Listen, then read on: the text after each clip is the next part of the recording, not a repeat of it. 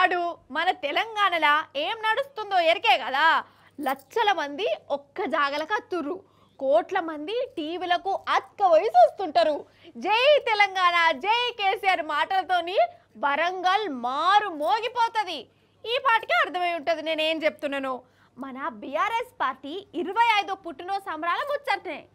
అవుగాని మీ ఇంట్లోకి వెళ్ళి ఎవరెవరు పోతురలా రంగల్కు? ఇగో మా ఊర్లోనైతే ఎవరికాలు బ్యాచ్లు కట్టుకొని బస్సు మాట్లాడుకొని మరి బయలుదేరు. ఇంకా జరిసేపు అయితే నేను కూడా పోతా ఆడికే. అక్కడి ముచ్చట్లు పట్టుకత్తా. ఈ సభ ముచ్చట్లే చూద్దాం పారి. చలో వరంగల్. అరెవ్వా, ఇక ఎదురు చూసిన రోజు రానే వచ్చింది. 27వ తారీఖు ఆదివారం నాడు రాష్ట్ర రాజకీయాలను మలుపు తిప్పే రోజు అవుతుందట. అసలు నన్ను అడిగితే తెలంగాణలోనే కాదు దేశంలోనే ఎన్నడూ కూడా ఏ పార్టీ ఏం తీర్లా ఈ బీఆర్ఎస్ సభ జరుగుతుందనిపిస్తుందోలా. అంటే జనాలు కూడా అట్లా ఎదురు చూస్తుర్రు. తువ్వలన్నీ నెలకతుర్తి దిక్కే ప్రయాణం కడుతున్నాయి. ఏ రోడ్డు చూడు గులాబీ జెండాలే రెపరెపలాడుతున్నాయి. జబ్బకు సంచి చేతుల జెండా పట్టుకొని జనం గుంపులు గుంపులుగా బయలుతుర్రు. షానొద్దుల తర్వాత కేసీఆర్ సార్ ఉపన్యాసం ఇస్తుండని ఆ ఉపన్యాసానికి గవాయి ఉండేదందుకు ముంగట పడుతుర్రు.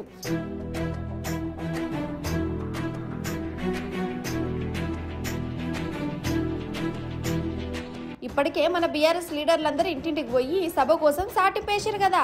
ప్రతి ఊర్లో మీటింగ్లు పెట్టిర్రు. కార్యకర్తలు జనంతో మాట ముచ్చట పెట్టిర్రు.